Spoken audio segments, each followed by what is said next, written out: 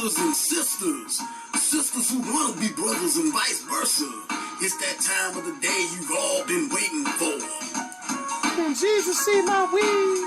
Is my EBT here? No, you dumbass. It's the moment of reason with your host, Big B Kale. Hey folks, this your man Big B Kale here with a brand new Moment of Reason update. In this particular video, I will be putting on the Morale Incorporated website, which you can find in the description box. And this story came from the Daily Mail, which I will also be leaving in the description box as well. And it's a story that has been circulating for more than a week about this young 19-year-old Jamaican man who has recently wifed up this woman from the UK who is twice his damn age and has kids that are nearly as old as him. As we go a little something like this, hit it!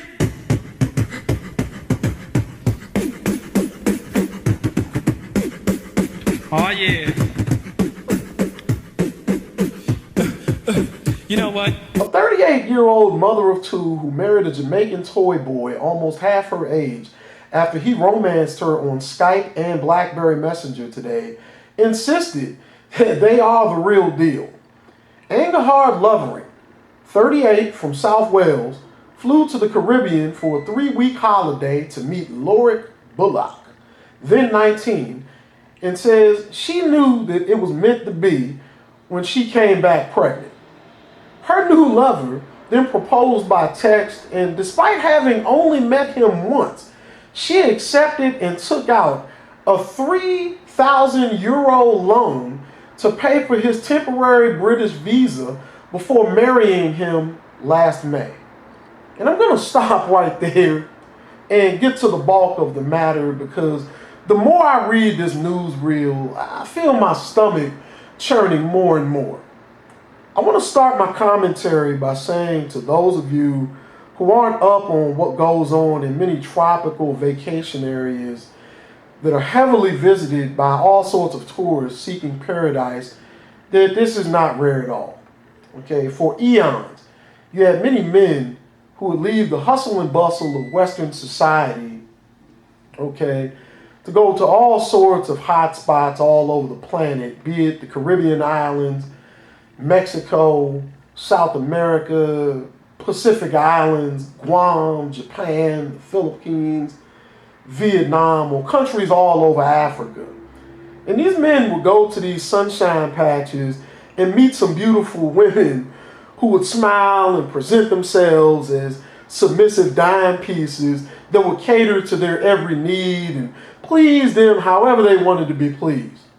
Most of these men fell for this mirage, and they would get snookered by some woman that they bought, back home. And they would be thinking that they were going to be rubbing on their feet and serving them umbrella-stirred drinks for eternity, the same way that they did when they first met them, wearing hula skirts and coconut shell bras. Okay?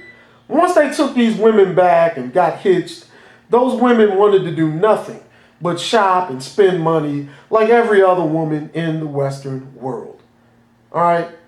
Now in the last 20 years or so, okay, we've seen a complete 180 to where women are the ones going to these destinations and bringing back young exotic men.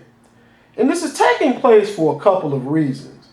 Number one is the fact that the divorce rate in Western society and the out-of-wedlock birth rate is sky high. And many women, okay, who have been running homes are planning the trips today.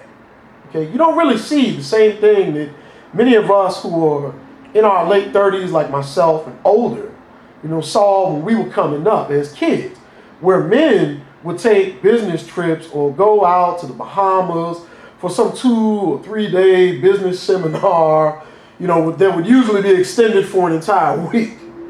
Okay, I can recall as a kid that my pops would come back from business trips to the West Coast or some company vacation that was just for the fellas. But nowadays, there's many more women doing this than men, which is why I tell you younger brothers especially that you have to get out and travel. And I don't tell you all this under the guise of getting some out-of-town tail. No, I tell you all this so you can get your own experiences and promote your own image. Stop allowing these sisters and women in general to be the only ones that go on these exotic trips so they can lay out on the deck of these cruise lines, sipping mimosas with one another, rapping back and forth about how sorry, weak, tired, and lame you are. Okay? Sadly, it is stories like this that give these women reasons to toast glasses and laugh at us. These are the sort of articles that inspire these old hags to remarket themselves like day-old nectarines at some roadside fruit stand deep in the country. These women are long past their perishable dates. And what you need to do is leave them for the horseflies, looking to lay babies in them before they shrivel up and decompose in the maggot larvae that they have laid. I mean, here it is, that you got this young brother from Jamaica who hasn't been anywhere but kicking tin cans right outside his mama's home, investing his future in a ready-made family. And it's going to be some twisted sisters that argue that men had children from previous relationships too. But here's the skinny. Most of the time, men don't have the children with them, but on court-sanctioned and government-approved visitation dates, which is usually every other weekend or 2 Saturdays and Sundays out of the month. And what makes this story even sadder is the fact that this young brother is more than likely dealing with all sorts of poverty issues in his homeland, as many folks who are native citizens of these vacation and tourist hotspots are. And those who oppose what I say can say what they want, but he threw his future away for a visa. And if and when this relationship ends, look, it will not go well for him, because as we saw in the case of author Terry McMillan and her ex-husband, the media tends to support the woman when a man is viewed as a gold digger.